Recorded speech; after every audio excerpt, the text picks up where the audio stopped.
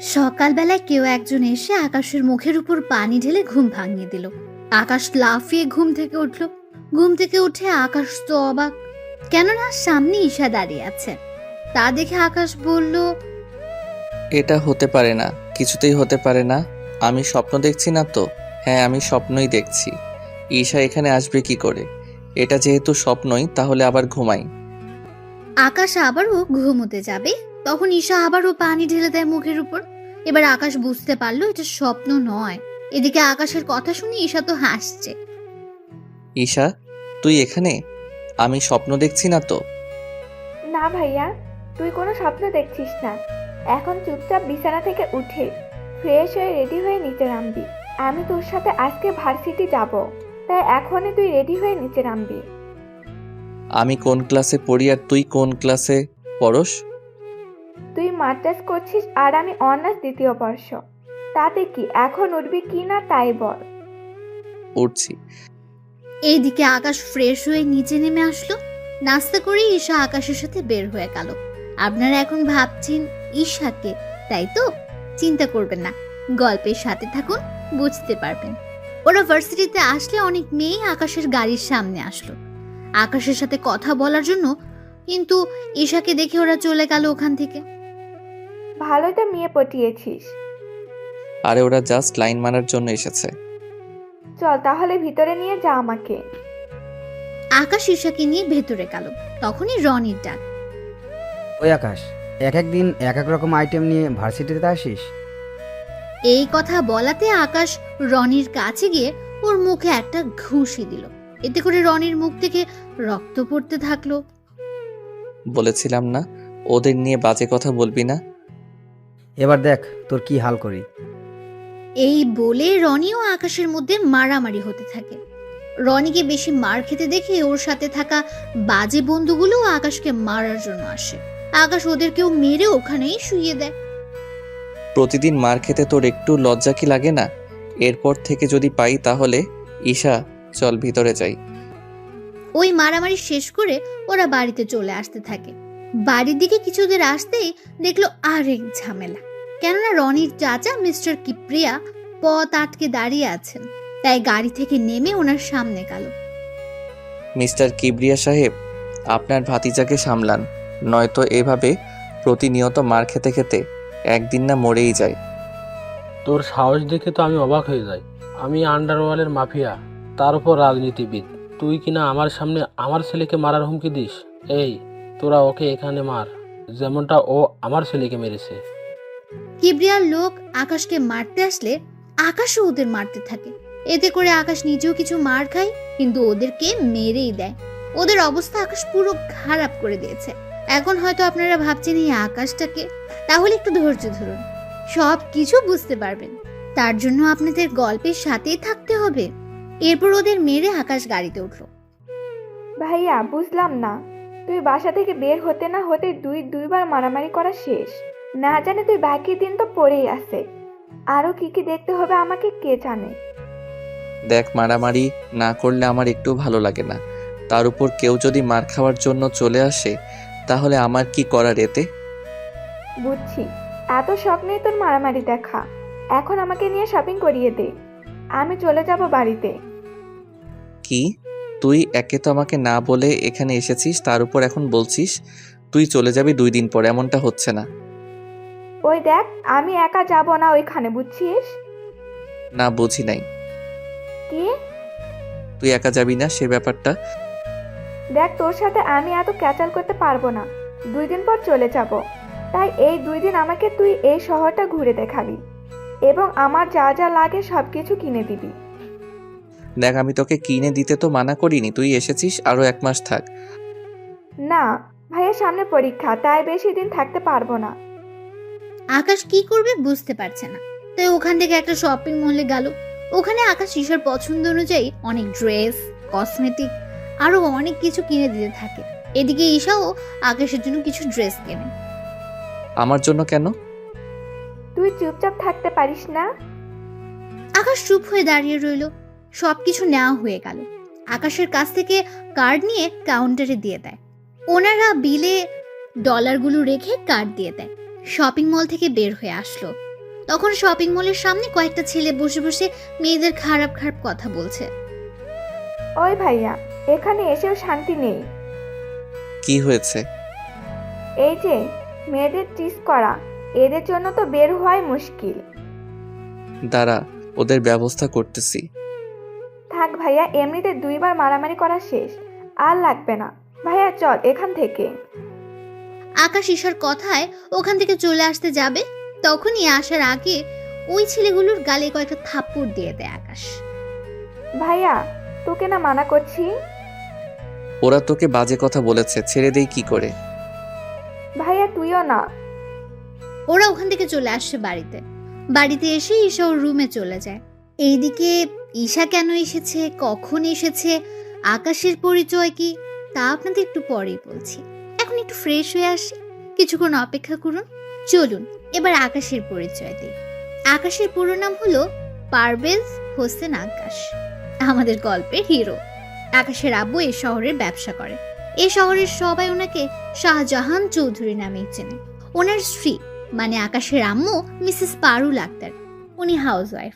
বাড়ির সব কাজ কাজের লোকেরা করলেও রান্নাটা উনি নিজের হাতেই করেন, কেননা আকাশ ওর মায়ের হাতের রান্নাই বেশি খায়। আকাশদের আরো কয়েকটা কোম্পানি আছে এই শহরে। উনি এখানকার ধনী লোকেদের মধ্যে তৃতীয় স্থানে আছেন। বাকি রইল ঈশার পরিচয়।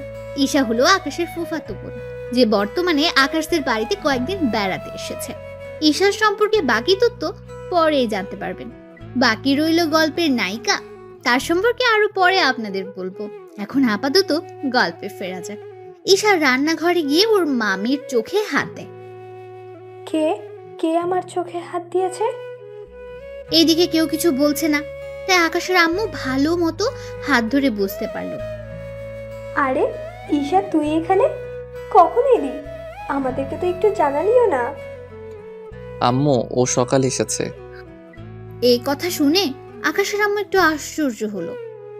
কি, ঈশা সকালে এসেছে, অথচ আমার সাথে এখন দেখা করছে?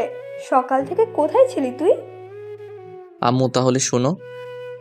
এরপর আকাশ সকাল বিকাল ঘটে যাওয়া সব ঘটনাগুলো ওর আম্মুকে বলল। শুধু মারামারি করেছে তা বাদে। এটা কিন্তু ভালো করিসনি তুই ঈশা। একে তো সকালে এসে এখন আমার সাথে দেখা করছিস, তার উপর বলছিস 2 দিন পর চলে যাবি। তুই এখানে 1 মাস থাক আগে, তারপর আমি ভেবে দেখব তোকে পাঠানো যায় কি না। দেখো মামি, সামনে আমার পরীক্ষা, তার উপর সব কসমেটিক শেষ। তাছাড়া পরীক্ষা দেওয়ার সময় তো এটুকুই সেজে গুজে যেতে হবে, তাই না? তুই কি পরীক্ষা দিতে যাবি নাকি ছেলে পটাতে? দুটোই। ঈশা ওখান থেকে চলে যায়। এদিকে আকাশের মোবাইলে কল আসলো। আকাশ চলে আসে নদীর পাড়ে, কেননা এই নদীর পাড়ে একটা পাহাড় আছে। এই পাহাড়ের ভেতরে আকাশ আরেকটা রাজ্য চালায়। ওই রাজ্যটা হলো মাফিয়া কিং এর রাজত্ব। মাফিয়া জগতে সবাই আকাশকে একে নামেই চেনে, কেননা একে নাম শুনলে বাকি সব মাফিয়া ভয়ে পালিয়ে যায়। ওখানে যেতেই সবাই একে নামে জয়ের ধ্বনি তুলে দেয়, কেননা একে সবসময় কালো পোশাক পরে আসে, মুখে থাকে সবসময় মাস্ক। একে ওর চেয়ারে বসে পড়লো।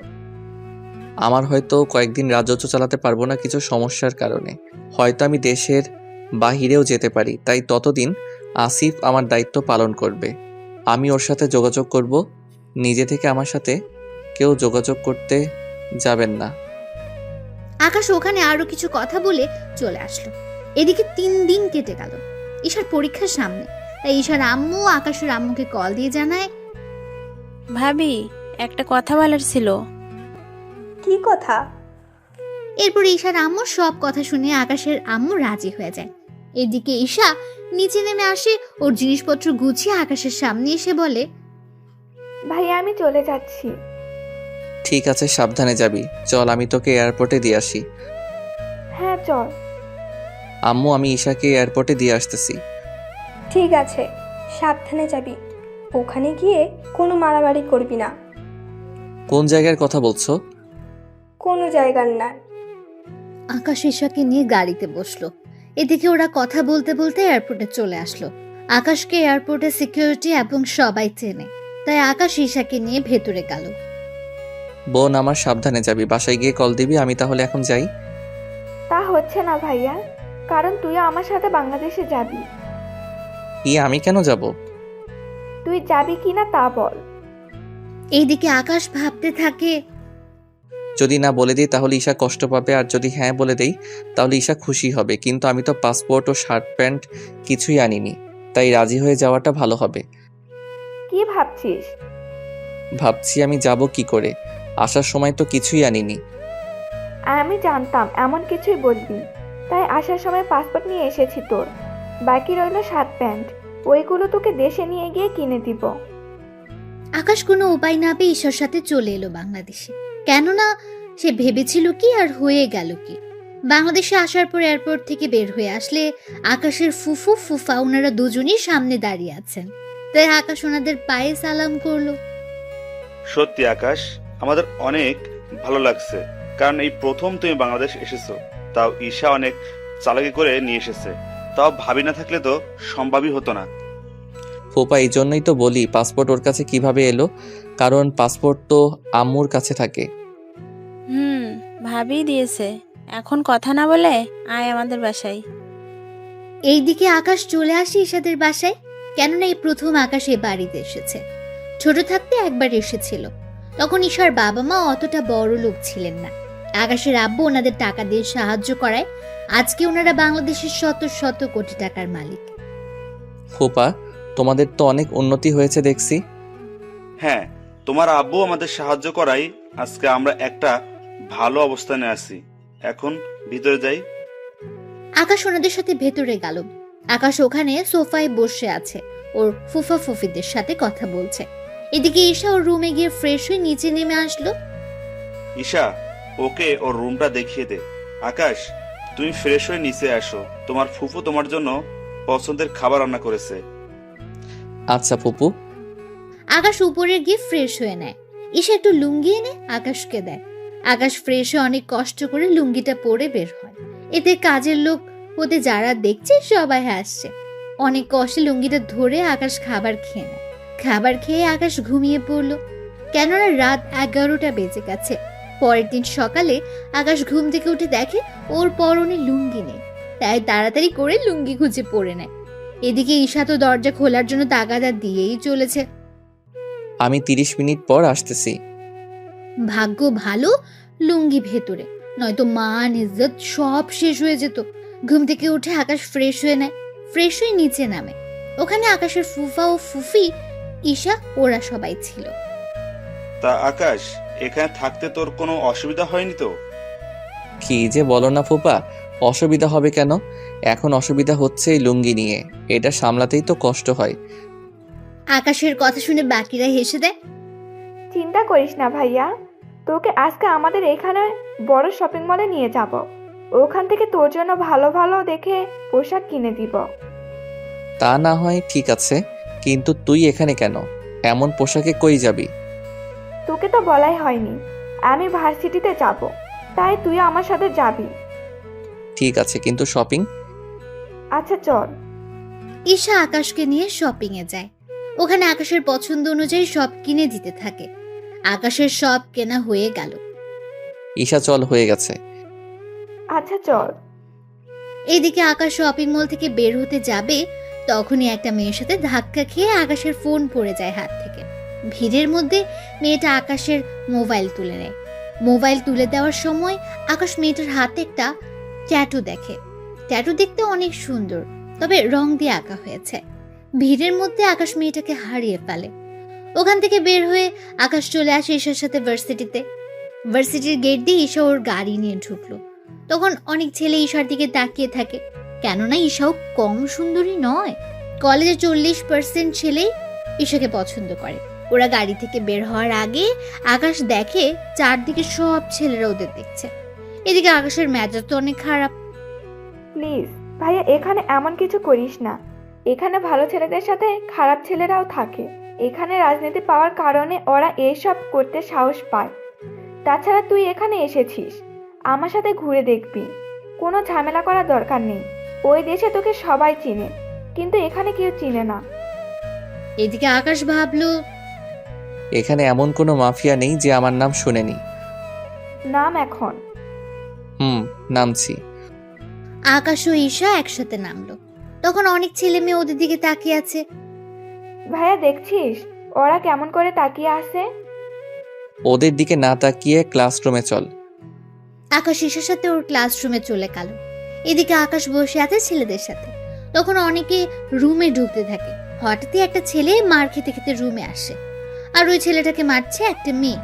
মেয়েটার নাম হচ্ছে রোজা চৌধুরী। রোজা ক্লাসরুমের ভেতরে আসে। প্লিজ ভাইয়া, আমাকে ওর হাত থেকে বাঁচান। ওরা আপনাকে মারছে কেন? কয়েকটা ছেলে ইচ্ছে করে ওর গায়ের ওপর আমাকে ফেলে, তাই মেয়েটা আমাকে। বুঝতে পেরেছি। এক্সকিউজ মি, গায়ে পড়ার জন্য কেউ একজনকে এভাবে মারে? আকাশের কথাই রোজা অনেক অবাক হয়, কেননা আজ পর্যন্ত কেউ রোজার সাথে এভাবে কথা বলেনি। সেই জন্য আমি ওকে কেন মেরেছি তা কি এখন তোর কাছ থেকে জানতে হবে? হবে। সামান্য গায়ের উপর পড়ার জন্য এভাবে কেউ কাউকে মারতে পারে তা আপনাকে না দেখলে বুঝতাম না। তোর থেকে অনেক দরদ, তোকেও এর সাথে মনে হয় মারতে হবে। এদিকে ঈশা ব্যাপারটা বুঝে রোজাকে বলে যাতে করে ওর ভাইয়াকে কিছু না করে। এদিকে ঈশার একটা ভাই আছে, তা সবাই আজকেই জানলো। বা ঈশা, বাহ, তোর এমন একটা ভাই আছে, আগে তো জানতাম না। তা কবে এটাকে আমদানি করলি নাকি? রোজা কথাটা বলে হাসতে যাবে, তার আগে আকাশের হাতে গিয়ে রোজার গালে পড়ে। এতে পুরো রুমের ভেতরে সবাই নিস্তব্ধ হয়ে যায়, এবং ঈশার সাথে বাকি সবাই একটু ভয়ে আছে, কেননা এখন রোজা ওর আব্বুকে কল দেবে। এরপর কি হবে না হবে আপনারা জানতেই পারবেন। কি, তোর এত বড় সাহস আমাকে মারলি? আর একটা কথা বললে আরো একটা চট দিব। তোর সাহস দেখে অবাক হচ্ছি। প্লিজ রোজা আপু, ভাইয়াকে ছেড়ে দেন। ছেড়ে দিতাম, কিন্তু এখন দিব না, কারণ ও আমার গায়ে হাত তুলেছে। রোজা ওর বাবাকে কল দেয়। উনি কিছু লোক পাঠিয়ে দেয়। ওরা কয়েক মিনিটের মধ্যে রুমে এসে আকাশকে মারতে থাকে। আকাশও ওদের মারতে গেলে, এই তোরা ঈশাকে ধরে রাখ, এই ছেলেটাকে ওদের কিছু করতে গেলেই ঈশার শরীরে হাত দিবি তোরা। ওরা কয়েকজন এসে ঈশাকে ধরে। তাই আকাশ ঈশার সম্মানের দিকে তাকিয়ে মার খেয়ে যাচ্ছে। ওরা মারতে মারতে মাঠের মধ্যে আকাশকে ফেলে দিয়ে চলে যায়। বলেছিলাম না আমার সাথে লাগতে আসিস না, এখন দেখলি তো কি হলো তোর। রোজা চলে যাওয়ার কিছুক্ষণ পর আকাশের সামনে একটা মেয়ে আসে, হাত বাড়িয়ে দেয় আকাশের দিকে। আকাশ খেয়াল করে ওই সেম ট্যাটু ওই মেয়েটার হাতেও। আকাশ মেয়েটার হাত ধরে ওঠে। রোজার সাথে ঝামেলা করেছেন তাই তো? আমি তো কাউকে তেমন চিনি না, তাছাড়া আমি এমন কিছুই করিনি। এই জন্যই ওর লোকেদের হাতে মার খেলেন। নতুন ছেলে পেলে ওরা এমনই করে। এর মধ্যে ঈশা চলে আসে ওখানে। ভাইয়া তুই ঠিক আছিস তো? হ্যাঁ, আমি ঠিক আছি। ঈশা, ও তোমার ভাই হয়? হ্যাঁ ইরা আপু, তবে মামাতো ভাই। চলো ওনাকে হসপিটালে নিয়ে যাই। হ্যাঁ চলো আপু। ঈশা ও ইরা আকাশকে ধরে গাড়িতে ওঠায় এবং হসপিটালে নিয়ে আসে। ডক্টর আকাশকে ইমার্জেন্সি ওয়ার্ডে নিয়ে গিয়ে ট্রিটমেন্ট করতে থাকে। এই ফাঁকে ইরার পরিচয় আপনাদের দিয়ে দিই। ইরা হলো রফিক চৌধুরীর একমাত্র মেয়ে ইরা চৌধুরী। ইরা হচ্ছে আমাদের গল্পের নায়িকা। ইরা এবার অনার্স 4th ইয়ারে পড়ে। ইরা সম্পর্কে বাকি তথ্য পরে জানতে পারবে আস্তে আস্তে। চলুন এবার গল্পে ফেরা যাক। আচ্ছা, ওরা ওকে মারলো কেন? ইরা আপু আর বলো না, ভাইয়াকে নিয়ে আমি ভার্সিটিতে এনে আমার সাথে ক্লাসে নিয়ে আসছিলাম, কারণ ভাইয়ার নয়তো সময় কাটবে না, তাই ভাবলাম আমার সাথে থাকলে সময় কাটবে। এরপর একটা ছেলে এসে। বন্ধুরা, এর পরের ঘটনাগুলো আপনারা সবই জানেন, তাই নতুন করে আর বললাম না। কি, রোজার গায়ে হাত তোলার কারণে এইভাবে মেরেছে? কিন্তু তোমার ভাইয়ার সাহস আছে বলতে হবে। সাহস আছে কি না জানি না, তবে ভাইয়া একটু বেশিই জেদি, বুঝতে তো পারছো। তার উপর না জেনে হাত তোলে। আচ্ছা, এখন আফসোস করে কি হবে? তোমার বাবাকে কল দিয়ে এখানে আসতে বলো। তাছাড়া তোমার মামাতো ভাইয়ের বাবা মা ভাই থাকলে ওনাদের আসতে বলো। আসলে ভাইয়া এখনে বেড়াতে এসেছে, তাই ওনাদের বলাটা ঠিক হবে না। বুঝতে পারছি। আচ্ছা চিন্তা করো না, তোমার ভাইয়া আগে সুস্থ হোক, তারপর দেখো। সত্যি তুমি না থাকলে একা একা সম্ভব হতো না। থাক এইসব কথা। এরই মধ্যে ডাক্তার আসলো। দেখুন, ওনাকে রক্ত দিতে হবে, এ পজিটিভ রক্ত। তা 250 মিলি হলেই হবে। ডক্টর, আমার রক্তের গ্রুপ এ পজিটিভ, আমি রক্ত দিব। চলুন তাহলে। ডাক্তার ইরাকে নিয়ে ভেতরে যায়। নার্স এসে রক্ত নিয়ে যায়। এরপর আকাশের শরীরে সে রক্ত দেওয়া হয়। 1 ঘন্টা পর ওরা আকাশকে নিয়ে বাড়িতে চলে আসে। ঈশার সাথে ইরাও আসে বাড়িতে। ইরা এ বাড়িতে আরো অনেকবার এসেছে, তাই ও এতটা লজ্জা পায় না। কি হয়েছে আকাশের? তেমন কিছু না। ইরা আপু, তুমি ভাইয়াকে একটু ধরে উপরে নিয়ে যাও, আমি কিচেন রুম থেকে আসতেছি। এদিকে ইরা আকাশের হাত ওর কাঁধের উপর দিয়ে নেয়। আকাশের কোমরে হাত দিয়ে ধরে উপরে নিতে থাকে। রুমে নিয়ে ইরা আকাশকে বিছানায় শুইয়ে দিতে গেলে আকাশের ভারী ইরাও আকাশের উপর পড়ে যায়। ঈশা রুমে এসে দেখে ইরা আকাশের বুকের উপর। ইরা আপু, ঘুমানোর ইচ্ছে হলে বিছানায় শুইতে, কিন্তু তুমি তো। চুপ, আমি কি ইচ্ছে করে? থাক আপু, এখন ভাইয়ার শার্ট চেঞ্জ করে দিতে হবে। এগুলো চেঞ্জ করবে কে? উফ আপু, তুমি শুধু ভাইয়াকে উঠিয়ে ধরে রাখবে, আমি শার্ট খুলে রেখে দিব। আচ্ছা। ইরা ধরে রাখে। ঈশা শার্ট খুলে রেখে দেয়। ইরা এবার আকাশের বুকের দিকে তাকায়। 6 প্যাক বডি, তার উপর অনেক সুন্দর চেহারা, সাথে বডিও। আপু, এমন করে দেখলে নজর লেগে যাবে। ঈশার কথায় ইরা চোখ ফিরিয়ে নেয় এবং অনেক লজ্জা পায়। চলো আপু, লজ্জা পেতে হবে না। ভাইয়া ঘুমাক, আমরা কিছুক্ষণ কথা বলি। তুমি দুপুরে খেয়ে তারপর বাসায় যাবে। আমাকে তাড়াতাড়ি যেতে হবে। কোনো কথা হবে না, চলো আমার সাথে। এরা কোনো উপায় না পেয়ে চলে যায় ঈশার সাথে। ওখানে ওরা গল্প করতে থাকে। এভাবে কিছুক্ষণ যাওয়ার পর দুপুরে খাওয়ার সময় হয়ে আসে। তখন ইরা ও ঈশা খাবার খেয়ে নেয়। খাবার খাওয়া শেষ হলে ঈশা আকাশের রুমে যায় এবং ওকে খাইয়ে দেয়, সাথে ঔষধ খাইয়ে দেয়। ঔষধ খেয়ে আকাশ ঘুমিয়ে পড়ে। এদিকে ঈশা ও ইরা কথা বলছে। আচ্ছা ঈশা, তোমার ভাইয়া কোথায় থাকে আর পরিবারে কে কে থাকে? আসলে ভাইয়াকে আমি নিয়ে এসেছি, সামনে পরীক্ষা তো, সেজন্য ভাইয়া আমাকে পড়া বুঝিয়ে দিবে। কিন্তু আমি ক্লাস করার জন্য তো ভার্সিটিতে যেতে হবে, কিন্তু ভাইয়া একা একা, তাই আমার সাথে নিয়ে গেছি। বুঝতে পারছি, কিন্তু এরপর থেকে ভার্সিটিতে গেলে আবারও তো মারবে। আপু, তোর তো কোনো কাজ নেই, তাই বলছিলাম কি, ভাইয়াকে যদি তোমার সাথে আমাদের শহরটা ঘুরে দেখাতে, তাহলে সময়ও কাটতো। কিন্তু ঈশা, তুই তো জানিস আমি ছেলেদের একদম বিশ্বাস করতে চাই না। এদের সুযোগ দিলে গায়ে হাত দেওয়া শুরু করে দেয়। চিন্তা করো না ইরা আপু, আমার ভাইয়া অন্য সবার মতো না। তুমি ভাইয়ার সাথে ঘুরলেই বুঝতে পারবে। ঠিক আছে, তাহলে কাল আমি ওকে নিয়ে আসব। এখন আমি যাই। সত্যি আপু, তুমি অনেক ভালো।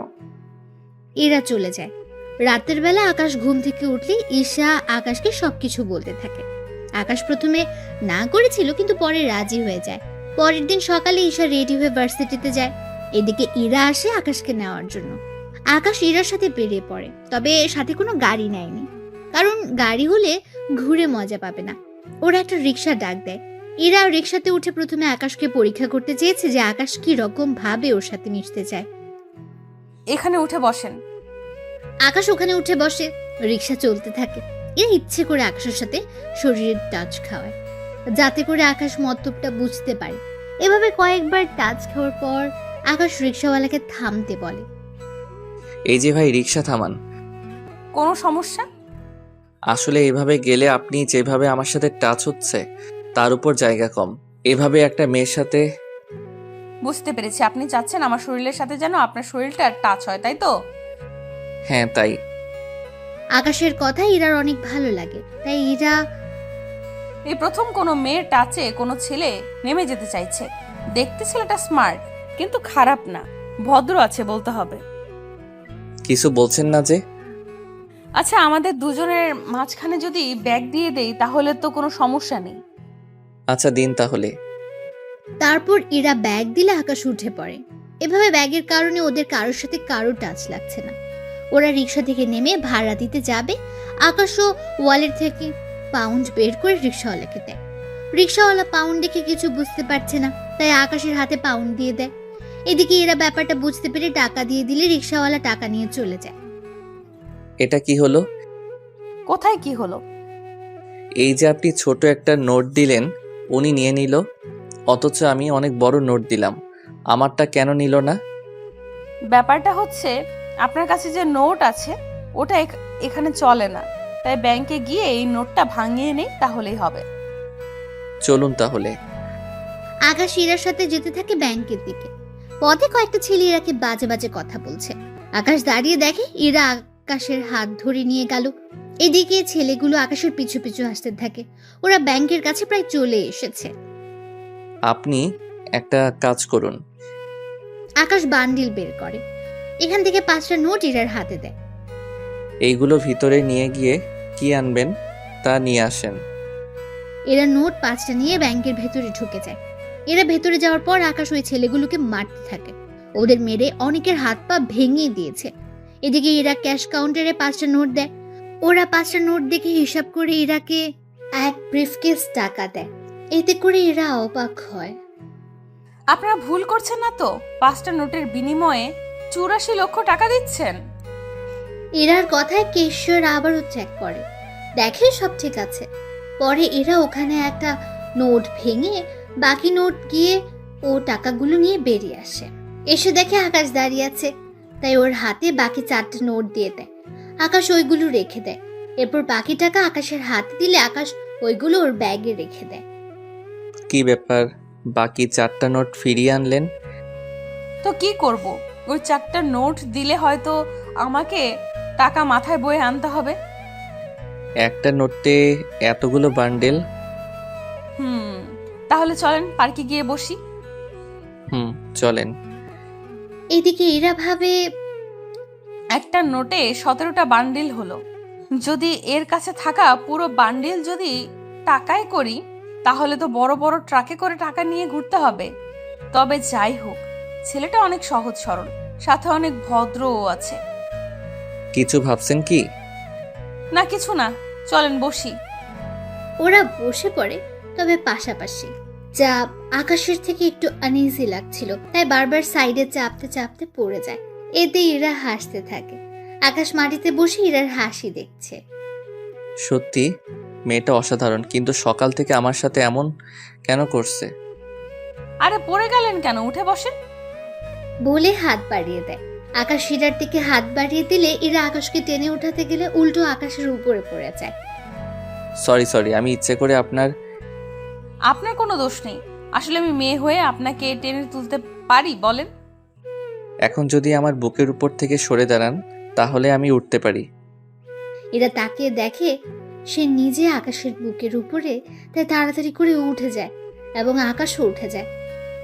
আমার অনেক ক্ষুধা লেগেছে, কিছু খেতে পারলে ভালো হতো। ফুচকা খাবেন? ফুচকা কি? চলেন ওখানে গিয়ে বসে বসে খাই। ওরা ফুচকার দোকানে গেল, গিয়ে ফুচকা খেতে থাকে। অনেক মজার তো। আরো খাবেন? হ্যাঁ, খাবো। এরপর ফুচকা বানাতে থাকে, সাথে ওরা খেতে থাকে। এভাবে 30 প্লেট ফুচকা খাওয়া শেষ। আকাশ একটা বান্ডেল এগিয়ে দিয়ে বলে, ওনার বিল দিয়ে দিন। তাই বলে পুরো বান্ডেল দিয়ে দেবেন? আমি তো জানি না। নিন, আমি দিচ্ছি। ওরা বিল দিয়ে কিছুক্ষণ গল্প করতে থাকে। এর মধ্যে ঈশা কল দিলে এরা ওখান থেকে উঠে পাশে গিয়ে কথা বলে। ইরা আপু, কোথায় আপনি? এই তো আমরা শাহবাগ রমনা পার্কে। কেন বলো তো? না, ভেবেছিলাম আড্ডা দিব, কিন্তু এখন তো আর হচ্ছে না। আচ্ছা, তোর ভাই দেখি কিছুই বোঝে না। আজকে আমাকে টাকা ভাঙাতে ব্যাংকে পাঠায়। এরপর কি হয়েছিল তা তো আপনারা সবাই জানেন, তাই নতুন করে কিছু বলার নেই। আসলে ভাইয়া প্রথম এই দেশে এসেছে, তাই টাকা সম্পর্কে কিছু চেনে না। আপনি একটু দেখিয়েন, নয়তো এই 17 বান্ডেল আজকে হয়তো দেখবেন শেষ করে ফেলেছে। একটু আগে ফুচকা খেয়েছিলাম, ওখানে পুরো একটা বান্ডেল টাকা দিয়ে দিয়েছিল। তার উপর রিক্সাওয়ালাকে ওই দেশের ডলার দিচ্ছিল। রিক্সাওয়ালা যদি নিয়ে নিত, তা যদি ব্যাংকে দিত, তাহলে এই 17 লক্ষ টাকা পেয়ে যেত। আচ্ছা ভাইয়া, এখন কোথায়? এই তো বেঞ্চে বসে আছে। কথাটা বলে তাকিয়ে দেখে আকাশ নেই, তাই কল কেটে দিয়ে খুঁজতে থাকে। কিছু দূর গিয়ে দেখে আকাশ কতগুলো পথ শিশুদের হাতে একটা করে টাকার বান্ডেল দিচ্ছে। 5টা শিশুর হাতে 5টা বান্ডেল। পাশে ওদের বাবা মা এগিয়ে আসছিল। তখন এরা ওনাদের বলে, দেখুন, উনি এই দেশে থাকে না, তাই না বুঝে দিয়েছে। এখন এই টাকা দিয়ে ছোটখাটো একটা দোকান দিবেন, এইভাবে ওদের হাতে ভিক্ষা করাবেন না। ওনারা ইরার কথা শুনে চলে যায় ওখান থেকে। ওই দিন ওরা ঘোরাঘুরি করে ইরা আকাশকে বাসার সামনে নামিয়ে দেয়। ভিতরে যাবেন না? আজ না, সকালে আমি আবার আসব। তাহলে আমি রেডি হয়ে থাকবো। এই নিন, এইগুলো আপনি রাখেন। আমাকে কেন দিচ্ছেন? আসলে আমি তো জানি না কি করে খরচ করতে হয়, তাই আপনি সাথে থেকে খরচ করবেন। আমি কিছুটা রেখেছি নিজের কাছে। একটা বান্ডেল দিয়ে বাকিগুলো বাসায় রেখে দিবেন, আর আপনি একটা বান্ডেল দিয়ে কাল বের হবেন। আচ্ছা, তাই হবে। আকাশ বাসায় গিয়ে ভেতরে ঢুকে নিজের রুমে গিয়ে ফ্রেশ হয়ে নেয়। অন্যদিকে ইরা ওর বাসায় চলে আসে। আকাশ সন্ধ্যার সময় নিচে নামে। ফুপু, কিছু খেতে দাও। অনেক খিদে পেয়েছে তোর, তাহলে বস, আমি খাবার দিচ্ছি। দাও। সন্ধ্যাবেলায় আকাশ নাস্তা করে বের হয়, একটু আশেপাশে দেখবে বলে বাড়ি থেকে বের হয়। বের হয়ে রাস্তার মাঝে আসে, তখন রোজার সাথে আকাশের দেখা হয়ে যায়। কি রে, এত তাড়াতাড়ি কি করে ভালো হয়ে গেলি? কেন, খারাপ থাকলে খুশি হতেন নাকি? হাই, তুই আবারও শুরু করে দিয়েছিস?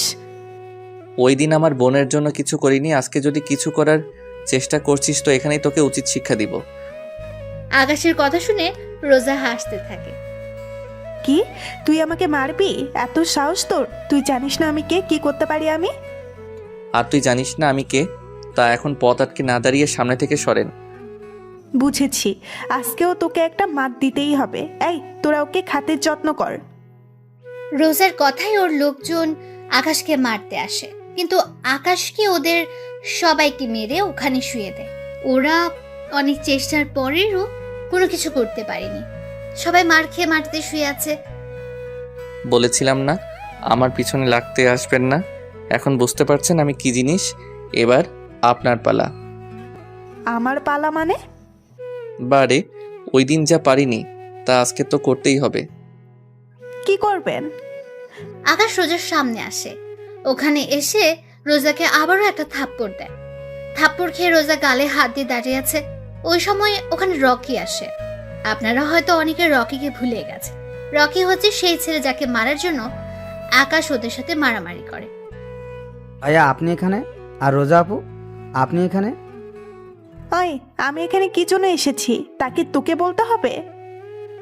না আপু, আমি তো এমনি এমনি বললাম। ভাইয়া, আপনি এত রাতে এখানে?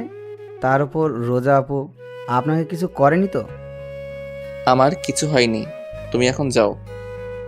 রকি ওখান থেকে চলে যায়। রকি চলে যাওয়ার পরে আকাশ রোজার কাছে যায়। তাহলে একটা কথা বলি, মেয়ে হয়ে এইসব কথা ঠিক না। মেয়েদের শাড়িতেই মানায়, এইসব ড্রেসে না। তাই ভালো হয়ে যান। এসব মারামারি করে কী লাভ আপনাদের? শুধু একটু পাওয়ার ছাড়া জীবনে কিছু পাবেন না। তার উপর সবাই আপনাকে খারাপ ভাববে। এতে করে আপনার কাছের লোকগুলো আপনাকে খারাপ চোখে দেখবে। আমি যা বলেছি ওই কথাগুলো একটু ভেবে দেখবেন। আকাশ ওখান থেকে চলে যায়। এদিকে রোজা ভাবতে থাকে, কে এই ছেলে যে আমাকে একটুও ভয় পায় না?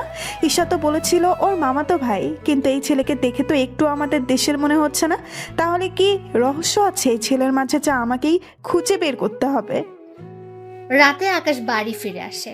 ফিরে এসে ঈশার সাথে কথা বলতে থাকে, কেননা আজকে কি করেছে না করেছে সব রকমের কথা আকাশ ঈশাকে বলতে থাকে। অন্যদিকে ইরা নিজের রুমে বসে বসে ভাবতে থাকে, ছেলেটা আসলে অনেক সহজ সরল, কোনো মারামারি করে না, নাই কোনো মেয়ের প্রতি কোনো ইন্টারেস্টও নেই, যা আজকে আকাশের কথায় ওর আচরণেই বোঝা যায়। সত্যি ছেলেটা অনেক ভালো। এরা কথাগুলো বলতেই থাকে, তখনই ইরার বাবা সব কথা শুনে ফেলে। উনি সব কথা শুনে ইরাকে বলে, কি রে মা, কোন ছেলে ভালো? কোনো ইন্টারেস্টিং নেই, কিছুই তো বুঝলাম না। তোমাকে কিছু বলতে হবে না আব্বু, অনেক রাত হয়েছে, তুমি এবার ঘুমাও। আমি তোকে একটা কথা বলার জন্য এসেছি। কি কথা আব্বু? কাল তোকে দেখতে পাত্রপক্ষ আসবে, তাই তুই কালকে বাড়িতেই থাকবি। কিন্তু আব্বু। দেখ, ছেলে ভালো, অনেক বড় কোম্পানিতে কাজ করে, তোকে সুখেই রাখবে। বিয়ের পর তোর পড়াশোনা শেষ করার সুযোগও দিবে। কিন্তু আব্বু, ওদের কি আমায় পছন্দ হবে? হবে, তুই কাল তৈরি হয়ে থাকিস। ঠিক আছে আব্বু। তাহলে আমি আসি, তুই ঘুমা। এদিকে ইরার আব্বু চলে গেলে ইরা ঈশাকে কল দিয়ে জানিয়ে দেয় কাল আসতে পারবে না। পরের দিন সকালে আকাশ বসে আছে, কিন্তু এখনো ইরা আসেনি। তাই আকাশ অপেক্ষা করতে থাকে। সকাল 11টা বাজে ইরা না আসায় ঈশার কাছ থেকে ঠিকানা নিয়ে বেরিয়ে পড়ে ইরাদের বাড়িতে। ওখানে গিয়ে দেখে ইরা বসে আছে আর ওর চারপাশে কিছু লোক বসে আছে। আকাশ বুঝতে পারছে না এখানে কি হচ্ছে, কারণ সব দেশে তো সব রকমের হয় না। তাই আকাশ ইরার সামনে গিয়ে বলে, আপনি এখানে? আমি সে 1 ঘন্টা ধরে বাসায় অপেক্ষা করে বসে আছি, কিন্তু আপনি না আসায় ঈশার থেকে ঠিকানা নিয়ে এখানে চলে আসি। এখানে এসে দেখি এখানে শাড়ি পরে বসে আছেন। কোথাও যাচ্ছেন নাকি? এদিকে ওখানে থাকা কেউই কিছু বুঝতে পারছে না কি হচ্ছে এখানে, কে এই ছেলে। সবার মনে এখন এই প্রশ্নটা ঘুরপাক খাচ্ছে। এই ছেলে, কে তুমি? আমার মেয়েকে কি করেছিল? আমি আকাশ। ইরা আমার সাথে ঘুরতে যাওয়ার কথা, কিন্তু না আসায় আমি চলে এসেছি। কিন্তু আপনারা এভাবে বসে আছেন কেন? কোথাও বের হবেন নাকি? এই ছেলে, তুমি কি কিছু বুঝো না? এখানে কি হচ্ছে? আব্বু, ও এগুলো বোঝে না। মানে ও আমাদের দেশে থাকে না, তাই এখানকার রীতিনীতি ও কিছুই জানে না। আসলে ও ঈশার মামাতো ভাই। ঈশার পরীক্ষার সামনে, তাই ও আমাকে বলেছিল এনাকে নিয়ে একটু শহরটা ঘুরিয়ে দেখানোর জন্য।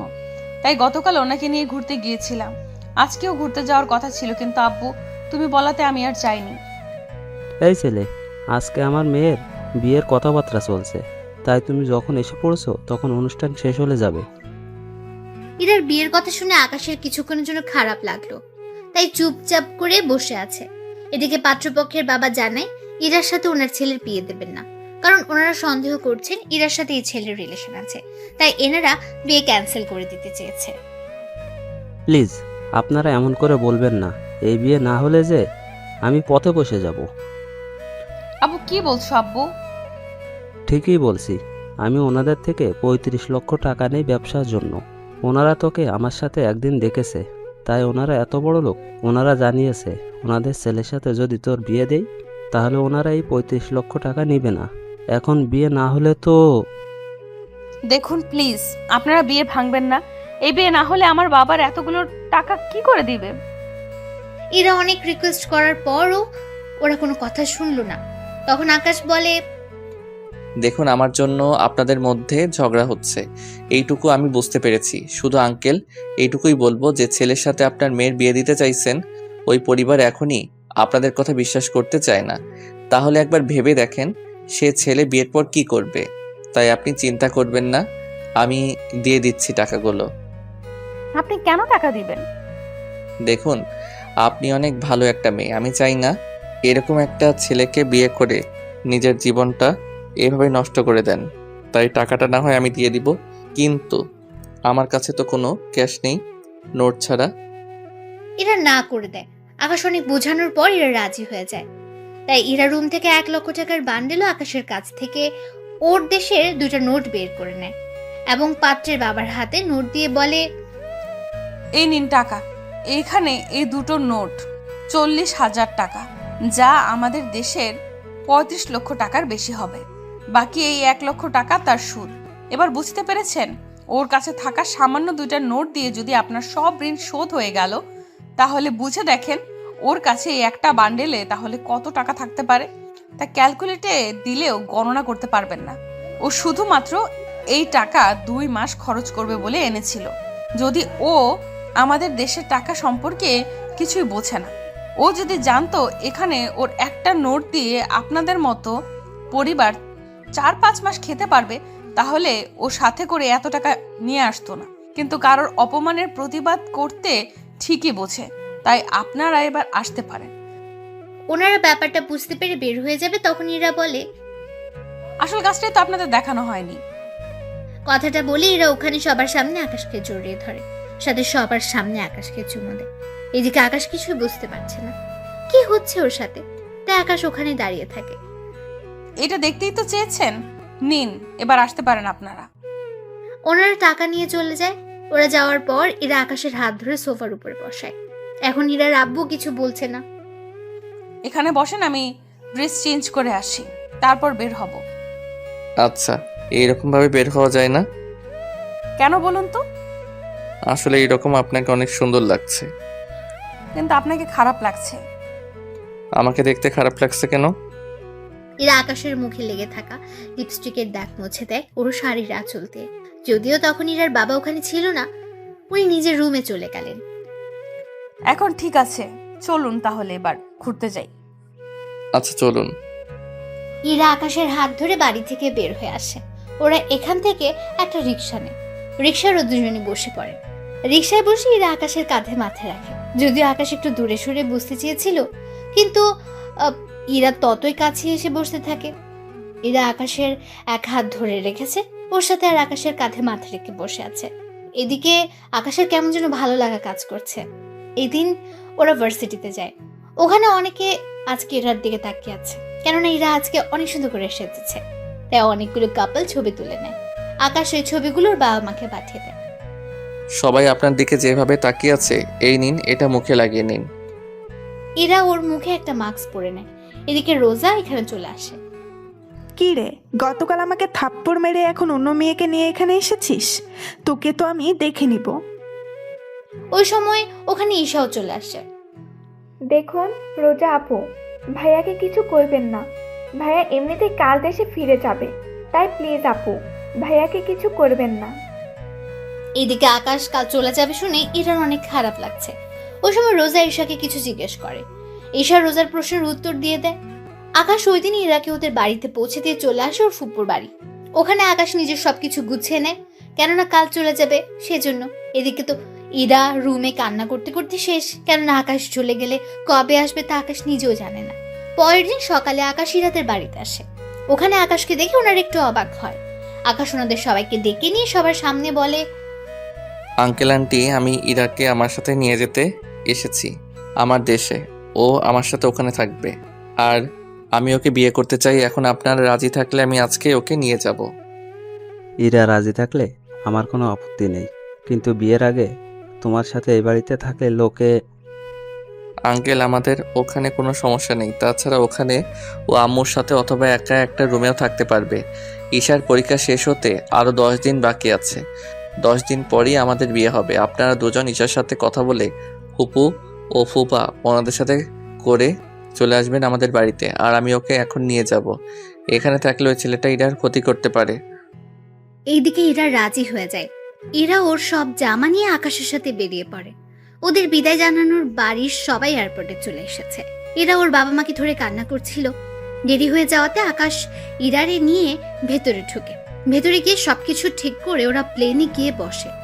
প্লেনে ওরা অনেক গল্প করতে থাকে। সবকিছু শেষ হতে হতে ওরা চলে আসে আমেরিকায়। ওখানে এয়ারপোর্টে 5টা গাড়ি এসেছে আকাশদের নিয়ে যাওয়ার জন্য। আকাশ, এতগুলো গাড়ি কেন? বারে গাড়ি না থাকলে যাব কি করে? তাই বলে এতগুলো গাড়ি? এতগুলো গাড়ি শুধু তোমার জন্য? তাই কোনো কথা না বলে ওরা গাড়িতে উঠে যায়। গাড়ি চলতে থাকে। এরা আকাশকে জড়িয়ে ধরে ওর কাঁধে মাথা রাখে। এভাবে এরা ঘুমিয়ে যায় কিছুক্ষণের জন্য। 1 ঘন্টা পর ওরা একটা রেস্টুরেন্টের সামনে এসে নামে। এরার ঘুম ভাঙায় আকাশ, আমরা কি চলে এসেছি? না। তাহলে এখানে এসে থামলে যে? এখান থেকে কিছু খেয়ে তারপর আবার রওনা দিব, আর 2 ঘন্টা লাগবে যেতে। তাই ভাবলাম কিছু খেয়ে যাই। তার উপর সন্ধে হয়ে গিয়েছে, তাই এখন চলো ভিতরে যাই। একটা কথা বলবো? কি কথা বলো? আমি এভাবে ভেতরে গিয়ে খেতে পারবো না, তাই খাবার যদি এখানে নিয়ে আসতে। ও এই ব্যাপার, চিন্তা করো না, আমি ওদের বলে দিচ্ছি, ওরা আমাদের জন্য খাবার নিয়ে আসবে। তুমি এখানে কেন খাবে? তুমি ভেতরে খেয়ে আমার জন্য খাবার নিয়ে আসো। তুমি যখন ভিতরে খাবে না তখন আমি আর গিয়ে কি করব? তাই কোনো কথা না। ওদের খাবার আনতে বললে ওরাও প্রয়োজনীয় সবকিছু নিয়ে আসে গাড়িতে। গাড়িতে ওরা দুজন খেতে থাকে। আকাশ ইরাকে খাইয়ে দিচ্ছে আর ইরা আকাশকে। ওরা দুজনকে খাওয়ানো শেষ হলো।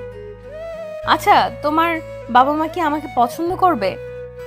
ওনারা পছন্দ করেছে বলেই তো তোমাকে নিয়ে যাচ্ছি বাসায়। কি? ওনারা কখন দেখলো আমাকে? আমি ছবি দিয়েছিলাম যেদিন আমি তোমাদের বাড়িতে যাই ওই দিন। এরপর তো আমরা ঘুরতে গিয়েছি, তখন যে ছবিগুলো তুলেছি ওইগুলো। এরপর বাবা মা তোমাকে অনেক পছন্দ করেছে। আমি তো ভেবেছি আমি এখানে এসে ঈশার পরীক্ষার পর গিয়ে তোমাকে নিয়ে আসবো, কিন্তু তা তো আর হলো না। তাই ভাবলাম তুমি রাজি হলে আজকেই নিয়ে আসবো। প্ল্যানিং তাহলে আগে থেকেই করে রেখেছো? রাত 8টায় ওরা বাড়িতে ঢুকলো। আকাশদের বাড়ির চারদিকে বিভিন্ন রঙের লাইট জ্বলছে, দেখতে জাস্ট অসাধারণ। আকাশের আম্মু উনি দরজা খুলে নিজের ছেলের হবু বউকে ঘরে তুলে নেন। এরা আকাশের মাকে জড়িয়ে ধরে ভেতরে চলে যায়। আসতে কোনো অসুবিধা হয়নি তো? না আন্টি, কোনো অসুবিধা হয়নি। আকাশ, তাহলে কি বৌমা কি একা শোবে না তোর মায়ের সাথে শোবে? আঙ্কেল আমি আন্টির সাথেই ঘুমাবো। তাহলে আমি কোথায় ঘুমাবো? কেন আঙ্কেল, বাড়িতে কি আরো কোনো রুম নেই? ইরা, এই বাড়িতে মোট 15টা রুম আছে। আব্বু তো আম্মুকে ছাড়া ঘুমায় না, তাই। তাহলে আমি বরং একাই শুব এই কয়েকদিন। ঠিক আছে, এখন তোমার রুমটা দেখিয়ে দিচ্ছি, তুমি ফ্রেশ হয়ে রেস্ট নাও, সকালে কথা হবে। তাই হবে। আকাশ ইরাকে নিয়ে রুমে চলে যায়। ইরাকে একটা রুম দেখিয়ে দেয়। এরা রুমে গিয়ে ফ্রেশ হয়ে ঘুমিয়ে পড়লো। এদিকে আকাশ রুমে এসে ভাবতে থাকে, কখনো ভাবিনি বাংলাদেশে গিয়ে কোনো মেয়েকে ভালো লেগে যাবে। যাও, একজনকে পেলাম, অনেক কিউট একটা মেয়েকে পেলাম, সত্যি অনেক ভালো মেয়েটা। এখন শুধু বিয়েটা হলেই আর কিছু লাগবে না। পরের দিন সকালে বাংলাদেশের মধ্যে ভার্সিটিতে রোজা যায়। ওখানে রোজা ঈশাকে দেখতে পায়, তাই ওর কাছে যায়। এই ঈশা, এইদিকে আয়। জি আপু বলেন। তোর ভাইয়া কই? কেন, ভাইয়াকে দিয়ে কি করবেন? কোথায় আছে তা বল। ভাইয়া ওনার বাড়িতে চলে গেছে। বাড়িতে গিয়েছে মানে? বাংলাদেশের কোন জেলায় ওর বাড়ি? ভাইয়া বাংলাদেশের বাইরে থাকে। ডিটেলসে বল। এরপর ঈশা রোজাকে ডিটেলসে সবকিছু বলে দেয়। ঈশা সবকিছু বলে ওখান থেকে চলে যায়। এদিকে রোজা বাড়িতে এসে জানে ও আমেরিকায় যাবে। ওর কথায় ওর আব্বু রাজি হয়ে গেল। এইদিকে সকাল 11টায় ইরা ফ্রেশ হয়ে বারান্দার বাইরে যায়। ওখানে গিয়ে তো ইরা পুরোই অবাক, কেননা এখান থেকে পুরো সমুদ্র দেখা যায়, তার উপর সবুজ শ্যামল পরিবেশ, যা ইরার থেকে অনেক ভালো লাগে। ইরা নিচে নেমে আরো বেশি অবাক হয়, কেননা ইরা বাড়িটাকে যতটা ছোট মনে করেছিল, বাড়িটা ওর থেকে 5 গুণ বড়। ইরা নিচে নেমে আসে, ওখানে দেখে আকাশের আম্মু বসে আছে। তাই ইরা আকাশের আম্মুর কাছে যায়। আন্টি, একটা কথা বলার ছিল। কি কথা ইরা? আকাশ কোথায়? তাছাড়া আমার অনেক ক্ষুধাও লেগেছে। আকাশ সকালে কোথায় যেন বেরিয়ে গেল, বলেছে দুপুর 2টা-3টার মধ্যে আসবে, এরপর তোমাকে নিয়ে ঘুরতে যাবে। এখন চলো তোমাকে খেতে দেই। এরা ড্রয়িং রুমে যায়, ওখানে খাওয়া শেষ করে। আকাশের আম্মুকে বলে, আন্টি আমি বাড়িতে কল করব, কিন্তু কিভাবে কল দিব বুঝতেছি না। তার উপর গল্প করার মতো কেউ নেই, বাড়িটা একটু ঘুরে দেখতাম। আগে তোমার বাবা মায়ের সাথে কথা বলো, তারপর এই বাড়িটা আমি তোমাকে ঘুরে দেখাবো। ঠিক আছে আন্টি। বারবার আন্টি না বলে আম্মু বলে ডাকবে। এখন তুমি কথা বলো। আকাশের আম্মু ওখান থেকে চলে আসে। এদিকে ইরা ওর বাবা মায়ের সাথে কথা বলতে থাকে। কথা বলা শেষ হলে আকাশের আম্মু পুরো বাড়িটা ইরাকে ঘুরে ঘুরে দেখায়। সবগুলো রুম চেক করা শেষ, শুধু একটা রুম বাকি আছে। আম্মু, এই রুমটা কার? এই রুমে আকাশ থাকে, ও ফিরলে তখন রুমটা দেখে নিও। আচ্ছা, আমি তাহলে আমার রুমে ঢুকে টিভি দেখি। এদিকে আকাশ ওর আস্তানায় চলে আসে। ওই দিকের কোনো খবর পেলে? বস, একটা গোপন খবর পেয়েছি। কি খবর? বস, মিস্টার কিবরিয়ার মেয়ের আমাদের দেশে আবারও ফিরে আসবে, তবে কিবরিয়া আসবে না। কিন্তু কিবরিয়ার মেয়েকে আমরা চিনব কি করে? বস, এটাই একমাত্র বড় সমস্যা। আচ্ছা, তোমরা খবর লাগাও, আমি এখন বাসায় যাচ্ছি, অন্য দিকটা সাবধানে সামলাবে। ঠিক আছে বস। আকাশ ওখান থেকে চলে আসে। দুপুরের দিকে আকাশ বাড়িতে এসে ফ্রেশ হয়ে ইরার কাছে যায়। ইরা, তুমি রেডি হয়ে নাও, আমরা কিছুক্ষণ পর বের হব। হ্যাঁ, এই ড্রেসটা পরবে। ঠিক আছে, পরবো। আকাশ ওর রুমে গিয়ে অপেক্ষা করতে থাকে। কিছুক্ষণ পর ইরা রেডি হয়ে আকাশের রুমে এলো। ইরাকে দেখতে অনেক সুন্দর লাগছিল, এক কথায় অসাধারণ। আকাশ তো দেখেই চোখ ফেরাতে পারছে না। কি দেখো এমন করে? তোমাকে ছাড়া অন্য কাউকে দেখছি না। আমাকে কি আগে কখনো দেখোনি? দেখেছি, কিন্তু এইভাবে দেখিনি। রুমে আসো, তোমাকে রুমের ভিতরটা দেখাই। এরা রুমের ভেতরে গেলে আকাশ ইরাকে রুমের ভেতরেও বারান্দাও দেখাতে থাকে। ওয়াও, অনেক সুন্দর। এখন চলো ঘুরতে যাই। আকাশ ইরাকে নিয়ে বেরিয়ে পড়ে। অন্যদিকে রোজা এয়ারপোর্টে চলে আসে এবং আমেরিকা আসার জন্য টিকিট কেটে নেয়। টিকিট কেটে প্লেনে উঠে বসে। কয়েক ঘন্টা পর আমেরিকা এসে পৌঁছায়। এদিকে আকাশ ইরাকে নিয়ে পুরো বিকেল ঘুরিয়ে দেখাতে থাকে। রাতের বেলায় ওরা ডিনার করে বাসায় আসে। ইরা, তুমি গিয়ে ঘুমাবো, আমি একটু বাহির হব। কি বলছো? রাত 11টার তুমি এখন বের হবে? হ্যাঁ, একটু যেতে হবে। তুমি চিন্তা করো না, রাত 2টার আগে ফিরে আসবো। ঠিক আছে, তবে সাবধানে যাবে কিন্তু। ঠিক আছে, সাবধানেই যাব। আকাশ বের হয়ে ওর আস্তানে চলে আসে। ওখান থেকে এসে আসিফকে প্রশ্ন করে, আসিফ, তোমাকে যা বলেছি মনে আছে তো? জি স্যার, মনে আছে। আমাদের লোক ওকে ফলো করছে। ও কোথায় আছে তা জেনে গেছি। তাহলে চলো মেয়েটার কাছে যাই, ওকে এখানে উঠিয়ে নিয়ে আসি। বস, আপনি নিজে কি ওখানে যাবেন? হ্যাঁ, যাব তো। কারণ ওই মেয়েটার সাথে যদি আরো অনেক লোক থাকে তাহলে তো বুঝতেই পারছো। তাহলে চলেন বস। আকাশ ওদের নিয়ে রওনা দেয় হোটেলের দিকে। ওখানে একের লোক এরা তারা শুনে ওই মেয়েটার সব ডিটেলস বলে দেয়। ওরা ওই রুমের সামনে চলে আসে। দরজা খুলে ভেতরে ঢুকে আকাশ রোজাকে দেখতে পায়। রোজাকে দেখে কি বলবে আকাশ কিছুই বুঝতেছে না। এদিকে রোজা বলে ওঠে, আপনারা কারা? এখানে কি করে এলেন? তার আগে এটা বলো, তুই এখানে কেন এলি? আমি একজনকে ভালোবাসি, তার জন্য আমি এখানে এসেছি। নাম কি তার? কোথায় থাকে? দেখুন, আমি এর চেয়ে বেশি কিচ্ছু জানি না। তোর বাবার নাম কি কিবরিয়া? আপনারা আমার বাবার নাম কি করে জানেন? যা বলছি তার উত্তর দে। হ্যাঁ, কিন্তু আপনারা কে তা তো বলবেন। তা আপনার না জানলেও চলবে। আসিফ, চল তো এখান থেকে। বস, কোনো সমস্যা হয়েছে কি? আসতে বলছি, আস। ওরা ওখান থেকে চলে আসে। এদিকে আকাশ ভাবে, রোজা এখানে আবার কাকে ভালোবাসে? ও কার জন্য আসতে পারে তা তো আমাকে জানতেই হবে। এদিকে ওরা আস্তানায় চলে আসে। ওখানে এসে তারা নিজেদের কাজ করতে থাকে। তখন আসিফ বলে, বস, এটা তো ওই মেয়েটাই ছিল। তাহলে ছেড়ে দিলেন যে? ওই মেয়েটা বাংলাদেশে থাকে। ওখানে একটা ভার্সিটিতে ছোটখাটো মাস্তানি করে বেড়ায়, কিন্তু এখানে কাউকে মারতে আসবে এত সাহস হবে না। মেয়েটা বলেছিল কাউকে ভালোবাসে। তাহলে কে হতে পারে যে ওকে ভালোবাসে? আচ্ছা, তোরা যে যার বাসায় চলে যাও। আসিফ, কাল একটা অপারেশন আছে, রাতে চলে আসিস। ওকে বস। আকাশ চলে আসে ওর বাসায়। ওখানে এসে আকাশ ওর রুমে চলে আসে। ওখানে এসে আকাশ দেখে ইরা আকাশের রুমে শুয়ে আছে। ঘুমন্ত অবস্থায় ইরার চেহারাটা অনেক মায়াবী লাগছিল। আকাশ ওখান থেকে বারান্দায় গিয়ে শুয়ে পড়ে। পরের দিন সকালে ইরা ঘুম থেকে বারান্দায় গিয়ে দেখে আকাশ ওখানে শুয়ে আছে। একটু অবাক হয়, কিন্তু এর চেয়ে বেশি অবাক হয় আকাশ ইরাকে একবারও ডাকলো না সেজন্য। তাই ইরা আকাশের কাছে যায়। ইরা আকাশের বুকে হাত দিয়ে ডাকতে গেলে আকাশ ইরার হাত ধরে বুকের সাথে মিশিয়ে রাখে। এতে ইরা অনেক সাবধানে হাত ছাড়ানোর ব্যবস্থা করে, কিন্তু তাতে কোনো লাভ হলো না।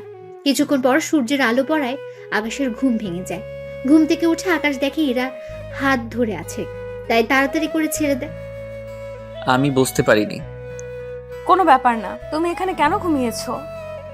কি করবো, এসে দেখি তুমি শুয়ে আছো, তাই ভাবলাম তোমাকে ঘুম থেকে জাগানোটা ঠিক হবে না, তাই আমি বারান্দায় ঘুমিয়ে পড়েছি।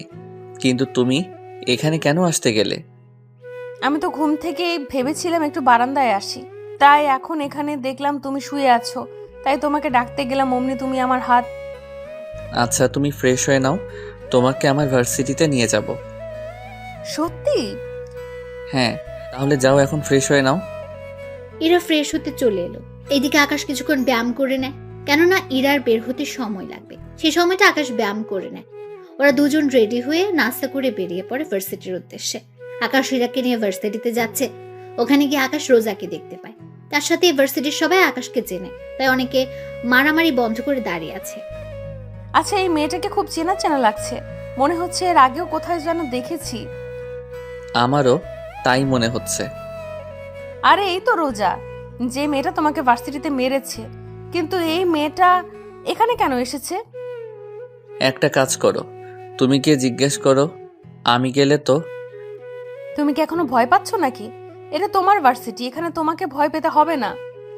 ঠিক আছে, আমি তোমার সাথে যাব, কিন্তু তুমি ওর সাথে কথা বলবে, ঠিক আছে? ঠিক আছে। এদিকে আকাশ ইরাকে নিয়ে রোজার সামনে যায়। রোজা আকাশের সাথে ইরাকে দেখে কিছুটা চমকে ওঠে। এ কি ইরা, তুমি এখানে, তাও আকাশের সাথে কি করে? আমি আকাশকে ভালোবাসি আর আকাশও আমাকে ভালোবাসে, তাই আমি ওর সাথে এসেছি। কিছুদিন পর আমরা বিয়ে করব। কিন্তু রোজা, তুমি এখানে কেন এলে?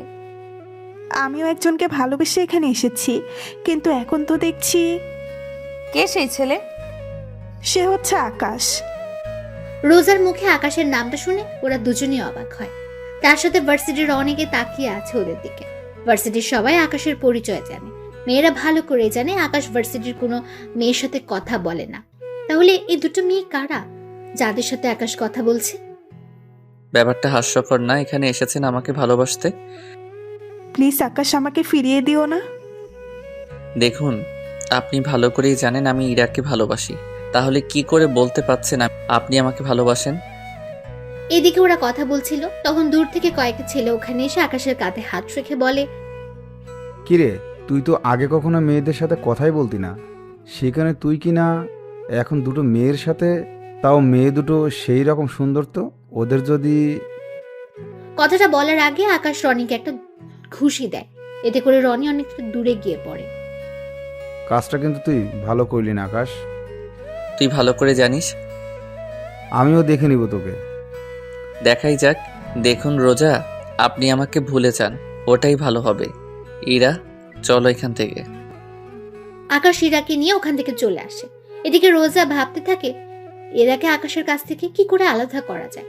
তাই রোজা ঠিক করে এই রনিকে হাত করবে, তাহলে আকাশের সম্পর্কে সব জানতে পারবে। এইদিকে আকাশ ইরাকে নিয়ে চলে আসে পার্কে। তুমি এখানে বসো, আমি তোমার কোলে মাথা রেখে শুয়ে থাকি। আচ্ছা থাকো। ইরা মাথা রেখে শুয়ে পড়লো। অন্যদিকে রনি ওর বন্ধু এবং সাথে করে কয়েকজন ছেলেকে আনলো আকাশকে মারার জন্য। ওরা পেছন থেকে আকাশকে মারতে আসে, কিন্তু তখন ভাগ্য ভালো আকাশ ছবি তুলছিল, তাই পেছনের মানুষটাকে আকাশ দেখতে পেল। ওরা মারতে আসলে আকাশ ওদের হাত ধরে ফেললো, অন্য হাত দিয়ে ওই ছেলেটাকে খুশি দিয়ে ফেলে। ইরা, তুমি এই নাও ইয়ারফোনে গান শোনো, আমি 3 মিনিটের জন্য আসছি। বুঝতে পারছি, আচ্ছা যাও।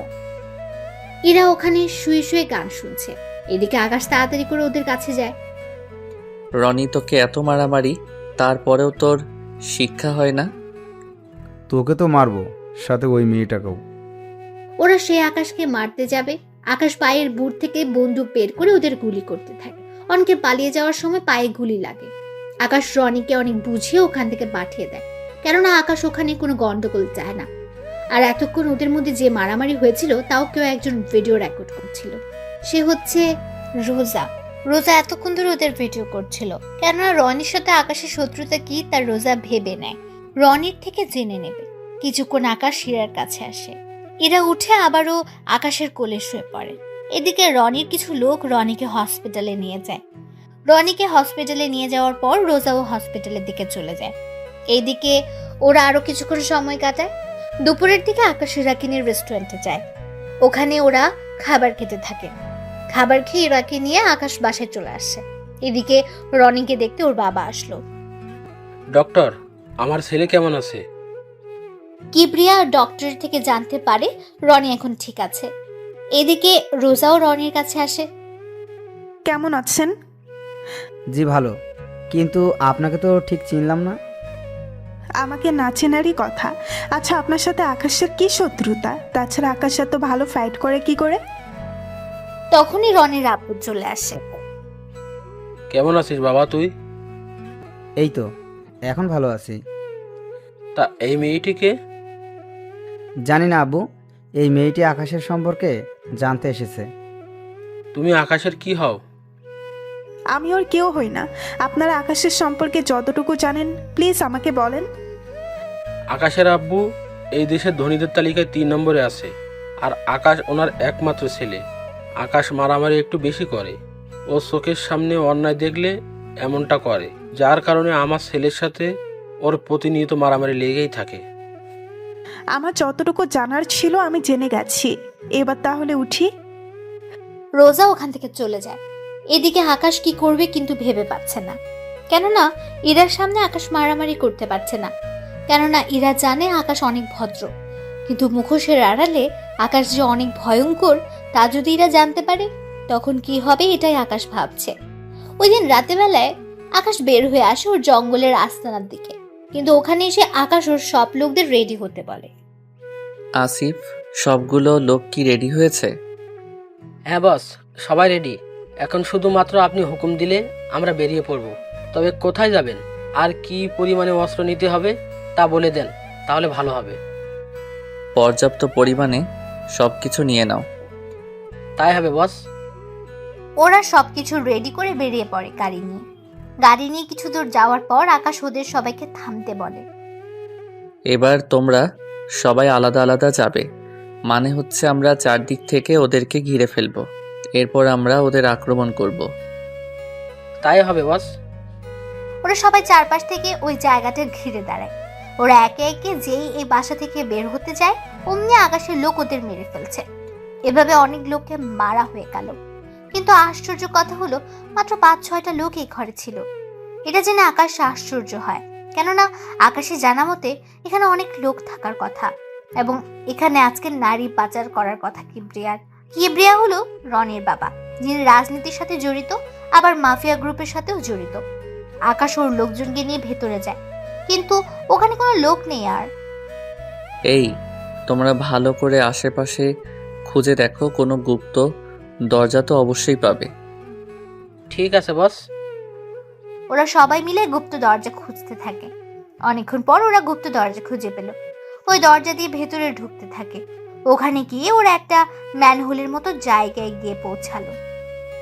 তোমরা 3-4 জন করে এক একজন এক এক টানেলের ভিতর দিয়ে যাও। যদি ওদের দেখতে পাও তাহলে ফিরে এসে সবাই ঠিক এই জায়গায় আসবে। এরপর আমরা সবাই মিলে ওখানে যাব, তবে নিজে থেকে কিছু করতে যেও না। ওরা সবাই খুঁজতে থাকে। কিছু দূর গিয়ে ওরা একটা মুখ দেখতে পায়, তাই ওরা মুখের দিকে যেতে থাকে। ওখানে গিয়ে ওরা কয়েকটা ট্রাক দেখতে পায়, তাই ওই লোকগুলো পিছিয়ে এসে ওই জায়গায় আসে। ওরা ওখানে এসে বাকি লোকদের দেখতে পায়, তাই ওরা সাবধানে ভেতরে ঢুকে যায়। ওখানে গিয়ে ওরা বুঝতে পারে ওরা একটা পাহাড়ের ভেতরে রয়েছে, কেননা পাহাড়ের বাইরে এখন রয়েছে ওই ট্রাকগুলো। বস এখন কি করব? গুলি চালাও, তবে মেয়েগুলোর গায়ে যেন না লাগে। তাই তারা গুলি চালাতে বলে ওর লোকদের। অন্ধকারে আকাশের লোক ভালো দেখতেই পাচ্ছিল, কারণ পাহাড়ের বাইরে গাড়িগুলোর কাছে আলো ছিল। টানেলের ভেতরে থাকা লাইটগুলো তার ওরা কেটে দেয়, এতে করে ভেতরে অন্ধকার। আকাশ ওর লোকদের নিয়ে আস্তে আস্তে ভেতরে দিয়ে শুয়ে শুয়ে সামনে এগোচ্ছে। অনেকটা পথ ওরা যেতে যেতে অনেক লোককে মেরে ফেলে। তাহলে ওদের যেহেতু মারা শেষ, তাহলে গাড়ির দরজা খুলে দাও। ওরা দরজা খুলে ভেতরে অনেক মেয়েকেই দেখতে পায়, তাই একে সবাই বের করে নেয়। ওরা অনেক ভয় পেয়েছিল। ওইদিকে ওদের নিয়ে আকাশ পুলিশ স্টেশনের সামনে নামিয়ে দিয়ে আকাশ চলে যায়। এদিকে মেয়েগুলো ভেতরে গিয়ে ওদের ঠিকানা দিয়ে দেয়। এতে করে সকাল হলেই পুলিশ তাদের বাসায় দিয়ে আসে। ওদের সব ব্যবস্থা করে আকাশ বাসায় চলে আসে। আজকেও এরা আকাশের রুমে শুয়ে আছে, তাই আকাশও বারান্দায় গিয়ে শুয়ে পড়ে। সকালে আকাশ উঠে ফ্রেশ হয়ে নেয়। এদিকে আকাশ দেখে এরা এখনো ঘুমোচ্ছে, কারণ তখন সকাল 7টা বাজে, তাই এর আগে না জেগে আকাশ বের হয়ে আসে। আম্মু আমাকে নাস্তা দাও। কি রে, তুই আজকে এত তাড়াতাড়ি উঠে গেলি কেন? ঘুম আসছিল না, এখন খেতে দাও। ইরাকে আসার সময় নিয়ে আসছি। এখন মাত্র 7টা বাজে, তুমি আমাকে খেতে দাও, আমি একটু বাহিরে যাব। ও আসতে আসতে আমি ফিরে আসব। আকাশ নাস্তা করে বেরিয়ে পড়ে। আকাশ পথে যেতে যেতে রোজাকে দেখতে পায়, কেননা রোজা আগে থেকে এখানে ছিল। তাই আকাশ গাড়ি থামিয়ে রোজার কাছে যায়। রোজা, আপনি এখানে কেন? আর পথ আটকিয়ে কেন দাঁড়িয়ে আছেন? তার আগে এটা বল, রোজা সবসময় একজন ভদ্র ছেলেকে বিয়ে করতে চেয়েছিল, কিন্তু এখানে এসে জানতে পারলাম তুই মোটেও ভদ্র না, সারাক্ষণ মারামারি করিস। যদি এই কথা ইরা জানতে পারে তাহলে কি হবে ভেবে দেখেছিস? যা হওয়ার পরে হবে, কিন্তু ইরাকে জানিয়ে তোর কি লাভ? লাভ তো আমারই হবে, কারণ এরা তোর জীবন থেকে চলে গেলে আমি তোর জীবনে এন্ট্রি নিব। তোর সাহস তো কম না, তোকে তো আমি দেখ, আমার সময় যাচ্ছে, তাই আমার সামনে থেকে সর। যেখানে যাওয়ার যেতে পারিস। আমি পার্কের ভেতরে মারামারি করার সময় ভিডিও করে নিয়েছি। এই ভিডিওটা যদি ইরা দেখে তাহলে সেই সুযোগ তুই কখনো পাবি না, তাই এখন রাস্তা থেকে সরে দাঁড়া। আকাশের চোখের দিকে তাকিয়ে রোজা ভয় পেয়ে যায়, তাই ওখান থেকে সরে যেতে আকাশ গাড়ি নিয়ে চলে আসে। 1 ঘন্টা পর আকাশ ফিরে আসে বাড়িতে। বাড়িতে এসে ইরার মাথার পাশে একটা প্যাকেট রেখে যায়। ইরা ঘুম থেকে উঠে প্যাকেটটা দেখতে পায়, তাই প্যাকেটটা নিয়ে ওয়াশরুমের ভেতরে চলে যায়। ওখানে ইরা প্যাকেটের মধ্যে শাড়ি দেখতে পায়, তাই ওই শাড়িটা পরে নিচে নেমে আসে একেবারে তৈরি হয়ে। ইরা নিচে নেমে আসছে আর আকাশ তার দিকে তাকিয়ে আছে, কেননা ইরাকে দেখে মনে হচ্ছে আসমান থেকে পরি নেমে এসেছে। কেননা এতটাই সুন্দর লাগছিল যে বলার বাইরে। কি দেখছো অমন করে? তোমাকে দেখছি, অনেক সুন্দর লাগছে তোমাকে। আগে কি দেখতে খারাপ লেগেছে নাকি? না, কিন্তু আজকে অনেক বেশি সুন্দর লাগছে তোমাকে। তাহলে চলো নাস্তা করে বেরিয়ে পড়ি। আজকে যাব সমুদ্র দেখতে। সত্যি? তাহলে চলো চলো। নাস্তা তো করে যাবে? পরে করবো, আগে চলো। ওরা বেরিয়ে পড়ে সমুদ্র দেখার জন্য। ওরা ওখানে অনেকটা সময় কাটায়, দুজন পাশাপাশি হাঁটা, বসা, একসাথে খাবার খাওয়া। ওরা দুজনেই ওখানে অনেক মজা করছিল। মাঝে মাঝে এরা আকাশের কোলে ওঠার জন্য বায়না ধরে, তাই আকাশও এরাকে কোলে নিয়ে বালুর উপর দিয়ে হাঁটে। ওরা কোথাও বসলে এরা আকাশের কাঁধে মাথায় রাখে। এতে করে এরা অনেক শান্তি পায়, তার সাথে আকাশও। ওরা ওখানে একসাথে গোসলও করে, কেননা আসার সময় আকাশ বাড়তি পোশাক নিয়ে এসেছে, কেননা পানিতে ওরা গোসল করবে সেই জন্য। এরাও আকাশ দুজনে পোশাক চেঞ্জ করে পানিতে নামে। ওরা দুজন দুজনকে ভিজিয়ে দেয়, এতে করে একজন আরেকজনের কাছে জড়িয়ে ধরে পানিতে পড়ে যায়। এভাবে ওরা সময় কাটায়। ওরা সময় কাটানো শেষ হয়ে গেলে দুজনই ড্রেস চেঞ্জ করে নেয়। ওরা গাড়িতে উঠে বাড়ির দিকে রওনা দেয়। বাড়িতে এসে আকাশ ও ইরা দেখে আকাশের ফুফু, ফুফা ও ঈশা বসে আছে, তার সাথে ইরার বাবা মাও আছে। ইরা ওর বাবা মাকে দেখে দৌড়ে গিয়ে জড়িয়ে ধরে। এদিকে ঈশা এসে আকাশকে ধরে। কোথায় গিয়েছিলি তোরা? আমরা সে বিকাল থেকে অপেক্ষা করছি, আর তোরা এই রাতে এলি। আমরা সমুদ্রের ধারে গিয়েছিলাম। এদিকে ইরা ওর বাবা মার সাথে কথা বলতে থাকে। মা বাবা, তোমরা আসার সময় জানিয়ে কেন আসোনি? তোকে সারপ্রাইজ দেব বলে। তা তোরা কোথায় গিয়েছিলি? আব্বু, আমরা সমুদ্রের ধারে গিয়েছিলাম। তুমি জানো ও আমাকে প্রতিদিন ঘুরতে নিয়ে যায়। সত্যি ইরা, তুই কত সুখী। এত বড় বাড়ির বউ হবি, তারপর অনেক ভালো স্বামীও পেয়েছিস। হ্যাঁ আম্মু, আমি সত্যি অনেক লাকি, এত সুন্দর একটা পরিবার পেয়েছি। ওরা সবাই কথা বলতে থাকে। তখন আকাশের আপু অফিস থেকে ফিরে আসে। উনি ফিরে আসাতে ঈশার বাবা মা ও ইরার বাবা মা ওনাকে সালাম দেয়। উনি সালাম নিয়ে সবার সাথে পরিচয় হয়ে নেয়। কিছু মনে করবেন না, মাত্র অফিস থেকে ফিরেছি, আমি অনেক টায়ার্ড, তাই আমরা কাল সকালে ওদের বিয়ে নিয়ে কথা বলবো। ইরার বাবা মা ওনারা দুজনই হ্যাঁ বলে, কারণ ওনারা অনেক টায়ার্ড। শুধু আকাশের আপুর জন্য সবাই এত সময় ধরে এখানে বসেছিল। ওরা সবাই ডিনার করে চলে যায় ওদের রুমে। ঈশা ও ইরা একটা রুমে ঘুমায়, বাকিরা ওনাদের রুমে। পরের দিন সকাল 11টায় ওনারা বসে আছে আকাশ ও ইরার বিয়ের কথাবার্তা নিয়ে। ওনারা ওদের বিয়ের তারিখ ঠিক করে নেয়। ওদের বিয়েটা আমরা কালকে দিনের ভিতরেই দিয়ে দিব। আকাশের আব্বুর কথায় অনেক অনেক রকমের মন্তব্য করে, কারণ এখনো বিয়ের কোনো শপিং হয়নি, সেজন্য তার উপর বাড়িও সাজানো বাকি রয়ে গেছে। দেখুন, ইরা যা যা লাগে সব কেনা হয়ে গেছে, রাতের মধ্যে সব চলে আসবে। বাড়িটা সাজানো দরকার নেই। আর আপনারা দেশে না গিয়ে এখানে আপনার মেয়ের সাথে থাকতে পারেন, কারণ ওখানে আপনাদের দেখাশোনা করার জন্য কেউ নেই। যদি ইরার ভাই অথবা কোনো বোন থাকতো তাহলে হয়তো ওর জন্য ফিরে যেতে পারতেন, কিন্তু সব কিছু যেহেতু এখানে, তাই ওখানে যেতে হবে না। তবে মাঝে মধ্যে আকাশ আপনাদের ওখানে নিয়ে যাবে, সাথে ইরাকেও। ওখানে আপনারা কয়েকদিন সময় কাটিয়ে আবার আকাশের সাথে চলে আসবেন। কিন্তু কোনো কিন্তু নয়। এদিকে রোজা এসে বলে, বাহ আঙ্কেল, ভালোই তো। ছেলের শ্বশুর শাশুড়িকে এখানে রাখতে চাইছেন, ভালো কথা। কিন্তু আপনার ছেলে যে ইরাকে ঠকাচ্ছে, তার কি হবে? রোজার কথা শুনে ওখানে থাকা সবাই একে অপরের মুখের দিকে তাকিয়ে আছে, কেননা কেউ এই মেয়েটাকে চেনে না। তার উপর এসব আজে বাজে কথা বলছে সেজন্য। এ মেয়ে, কে তুমি? আর বাড়িতে ঢুকলে কি করে? তার উপর এইসব কি কথা বলছো? আমি ঠিকই বলছি। আপনার ছেলে মারামারি করে, অথচ আপনার হবু বৌমা এই সম্পর্কে কিছুই জানে না। এটাকে কি ঠকানো বলে না? ও মারামারি করে, এতে তোমার কোনো সমস্যা হচ্ছে রোজা? এটা ঠিক, আমি মারামারি পছন্দ করি না, তাই বলে কারোর কাছে মার খেয়ে চলে আসবে তাও তো মেনে নিতে পারি না।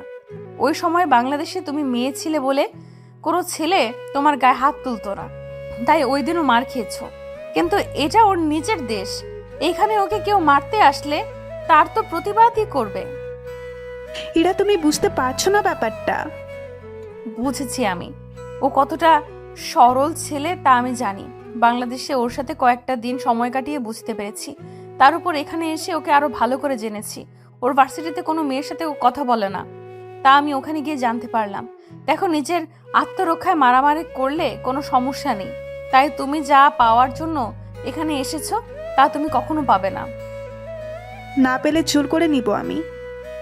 কাল আকাশের বিয়ে, তাই সময় পাবেন না। দেখা যাক। রোজা ওখান থেকে চলে যায়। এদিকে রোজা যাওয়ার পর সবাই একের পর প্রশ্ন করেই চলেছে এরাকে। এরা সবার প্রশ্নের উত্তর দিতে থাকে। সবাই পরে সবটা বুঝতে পারে। এদিকে ওই দিন থেকে ওদের বিয়ের কার্যক্রম শুরু হতে থাকে। এদিকে রোজা রনির সাথে হাত মিলিয়ে নেয় ইরাকে বাড়ি থেকে উঠে নেওয়ার জন্য, যাতে করে এই বিয়েটা না হয়। এদিকে রনিও প্রতিশোধের জন্য রাজি হয়ে যায়। ওই দিন রাতে রনির লোকজন গিয়ে ইরাকে বাড়ির সামনে থেকে কৌশলে উঠিয়ে নিয়ে গিয়ে আটকে রাখে। এদিকে ইরা তো বুঝতে পারছে না কেন ওকে এখানে আনা হলো। ইরাকে একটা গোডাউনে এনে রাখা হলো। তার উপর রনির বাবার তো লোকজন আছেই। রনির বাবাও মাফিয়া হয়, অনেক লোক আছে, এতে করে সুবিধাই হয়েছে। এদিকে রোজা ইরার মোবাইল দিয়ে আকাশকে কল দেয়। কেমন আছো আকাশ? এ কি ইরা, তোমার কণ্ঠ এমন শোনাচ্ছে কেন? কারণ আমি রোজা, সেজন্য। মানে ইরার ফোন তোমার কাছে কেন? তার মানে তুই ইরাকে... একদম ঠিক ধরেছিস, আমি ইরাকে কিডন্যাপ করেছি। ওদের একটা সত্ত্বে ছেড়ে দিব যদি তুই আমাকে বিয়ে করিস। তা কখনোই সম্ভব না। তাহলে যে ইরাকে হারাতে হবে? আমি রাজি, তবে ইরাকেও ওখানে উপস্থিত থাকতে হবে। তাহলে তো আরো ইন্টারেস্টিং হবে। প্রেমিকা তার প্রেমিককে অন্য কারোর সাথে বিয়ে হতে দেখবে। হেই নে, একটা কাগজ নোট কর, এখানে চলে আসবি। এদিকে আকাশের জায়গার নম্বরটা চেনা চেনা লাগছে, কেননা এই জায়গায় কিবরিয়া রাস্তা না। তাই আকাশ ভাবে, তার মানে রোজার সাথে কিবরিয়া ও রনি, ওরা তিনজনই হাত মিলিয়েছে। কিন্তু ওরা রোজার উপকার করে ওদের কি লাভ হবে? এদিকে কেউই জানে না ইরা যে নিখোঁজ। তাই আকাশ বাড়ি থেকে বের হয়ে ঈশাকে কল দিয়ে জানিয়ে দেয় আকাশ ইরাকে নিয়ে একটু ঘুরতে বের হয়েছে। রাত 3-4টার ভেতরে চলে আসবে। ঈশা ওর এবং ইরার বাবা মাকে কথাটা বলে দেয়, যাতে করে ওরা ইরা যে নিখোঁজ হয়েছে তা না জানে। আকাশ গাড়ি নিয়ে ওর আস্তানে চলে আসে। ওখানে এসে ওর যত লোকজন আছে সবাইকে নিয়ে বেরিয়ে পড়ে কিবরিয়ার আস্তানার দিকে। ওখানে চারপাশে আকাশ ওর লোকেদের রেখে শুধুমাত্র আসিফকে নিয়ে ভেতরে যায়। ওখানে কিংকে দেখে কিবরিয়া অবাক হয়ে যায়, কেননা কিং কখনো এখানে আসেনি, কিন্তু আজকে আসলে কিবরিয়া অবাক হয়। আরে কিং, আপনি এখানে, তাও আবার আমার মতো মাফিয়ার কাছে? আমি এখানে কথা বলতে আসিনি, এখানে একটা মেয়েকে আটকে রাখা হয়েছে, আমি ওই মেয়েটিকে নিয়ে যেতে এসেছি। এ কি করে সম্ভব কিং? আমি এত কিছু জানি না, মেয়েটিকে আমার চাই। এদিকে কিবরিয়া কি করবে বুঝতে পারছে না। অন্যদিকে কিং এর কথা অমান্য করলে কিং কিবরিয়াকে মেরেও ফেলতে পারে। তাই কিবরিয়া বাধ্য হয়ে ইরাকে ছেড়ে দিল। এদিকে ইরা আকাশের সাথে আসতে চাইছে না, কারণ ইরা এক মাফিয়ার কাছ থেকে অন্য মাফিয়ার কাছে যাচ্ছে, সেজন্য। তাই আকাশ ইরাকে অজ্ঞান করে নিয়ে যেতে চাইছিল। তখনই রোজা ওখানে চলে আসে। রোজার সাথে ধাক্কা খেয়ে আকাশের মুখ থেকে মাস্ক পড়ে যায়। এতে করে রোজা আকাশকে চিনে ফেলে। এ কি, তুই এখানে? আর ইরাকে নিয়ে এভাবে তুই যেতে পারিস না। কিবরিয়া সাহেব, আপনি আকাশের কাছে ইরাকে কেন দিয়েছেন? আকাশ কোথায়? আমি তো কিং এর কাছে দিয়েছি। ও কিং নয়, ও আকাশ। আর ওকেই আমার বিয়ে করার কথা ছিল, কিন্তু কি করলেন? ওকে এত তাড়াতাড়ি করে ছেড়ে দিলেন। কি, ও তাহলে কিং নয়? কিন্তু তাহলে কিং এর ডান হাত আসিফ এই ছেলেটার সাথে কেন? কারণ আমি কিং, আবার আমি আকাশ। কি, তার মানে তুই এতদিন সবাইকে বোকা বানিয়েছিস? কথাটা বলে ওরা গুলি করতে থাকে। এদিকে আকাশের সাথে থাকা লোকগুলো গুলি করতে থাকে। আকাশ ইরাকে নিয়ে ওখান থেকে বের হয়ে গাড়িতে এনে রাখে এবং ওদের বলে দেয় ইরাকে যেন কেউ ওখান থেকে নিয়ে না যেতে পারে। এরাকে ওখানে রেখে আকাশ ভেতরে যায় এবং ওখানে একের পর এক লোকেদের মারতে থাকে। ওদের মারা শেষ হলে কিবরিয়া, রনি ও রোজা বাকি আছে, তাই আকাশ ওদের সামনে যায়। দেখুন মিস্টার কিবরিয়া, আপনাদের ইচ্ছে করলে মেরে ফেলতে পারতাম, কিন্তু মারবো না। আমি চাই আপনাদের একটা সুযোগ দিতে। বাকি রইল রোজা। দেখো রোজা, জোর করে কখনো ভালোবাসা হয় না, তাই আমাকে ভুলে যাও। কথাগুলো বলে আকাশ ওখান থেকে আসতে যাবে, তখনই রনি রোজাকে গুলি করে। আকাশ পেছনে তাকিয়ে রোজার এই অবস্থা দেখে। রনি ওর বাবাকে আকাশের লোকগুলো গুলি করে মেরে ফেলে। আকাশ ওখান থেকে বের হয়ে চলে আসে। ইরাকে নিয়ে আকাশ বাড়িতে আসে।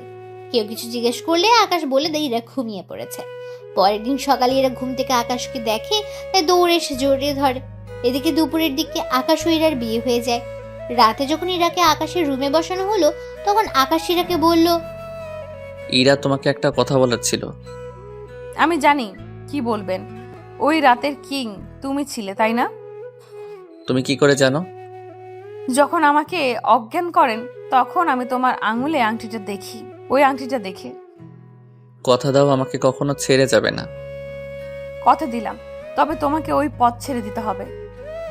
তোমার জন্য সব ছেড়ে দিব। এরপর ওরা দুজন হারিয়েছে ভালোবাসায়, যেখানে কোনো মাফিয়া থাকবে না, থাকবে শুধু ভালোবাসা।